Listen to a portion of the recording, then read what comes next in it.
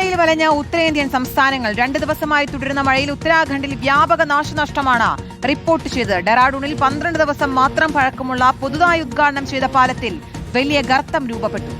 5 ജില്ലകളിലെ സ്കൂളുകൾക്ക് അവധി പ്രഖ്യാപിച്ചിട്ടുണ്ട്. ദില്ലിയിൽ പലയിടത്തും വെള്ളക്കെട്ട് രൂപപ്പെട്ടു. ഹിമാചൽ പ്രദേശിൽ ചമ്പയിൽ മണ്ണിടിച്ചിലിൽ വീടുകൾ ഒലിച്ചുപോയി. ഗുജറാത്ത്, മഹാരാഷ്ട്ര, UP, കർണാടക എന്നീ സംസ്ഥാനങ്ങളിലും ജാഗ്രതാ നിർദ്ദേശം പുറപ്പെടുവിച്ചിട്ടുണ്ട്. ആദിൽ പാലോടുണ്ട് വിശദാംശങ്ങൾ നൽകാൻ.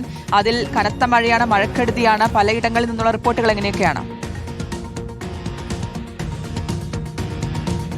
ഉത്തരേന്ത്യയിൽ മൺസൂൺ ശക്തമാകുന്നതാണ് ഇപ്പോൾ നമ്മൾ കാണുന്നത്. കനത്ത മഴയിൽ ഉത്തരേന്ത്യ വലയുകയാണ് എന്ന് തന്നെ പറയാം. ദില്ലിയിൽ കഴിഞ്ഞ ദിവസം ശക്തമായ മഴ പെയ്തിരുന്നു. പലയിടത്തും വെള്ളക്കെട്ടുണ്ടായി. ഇപ്പോൾ അത്യാഹിതങ്ങളൊന്നും റിപ്പോർട്ട് ചെയ്തിട്ടില്ല എന്നുള്ളതാണ്.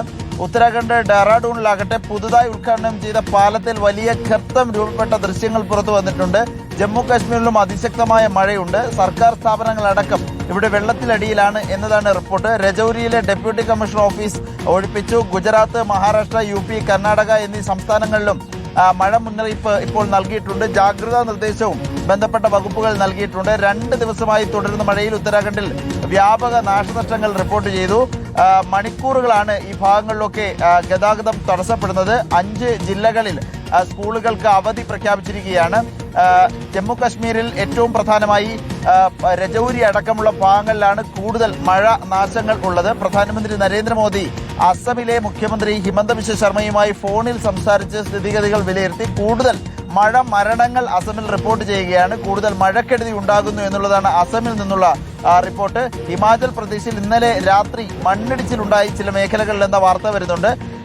പ്രദേശവാസികൾ നിലവിൽ ദുരിതാശ്വാസ ക്യാമ്പുകളിൽ മാറ്റിയിട്ടുണ്ട്. പലയിടത്തും കനത്ത മഴ ഉത്തരേന്ത്യയിൽ പല സംസ്ഥാനത്തും തുടരുന്നു. ഇന്നും ഉത്തരേന്ത്യയിലെ പ്രധാനപ്പെട്ട ഹിമാചൽ, ഉത്തരാഖണ്ഡ് അടക്കമുള്ള സംസ്ഥാനങ്ങളിൽ റെഡ് അലർട്ട് പ്രഖ്യാപിച്ചിരിക്കുകയാണ്.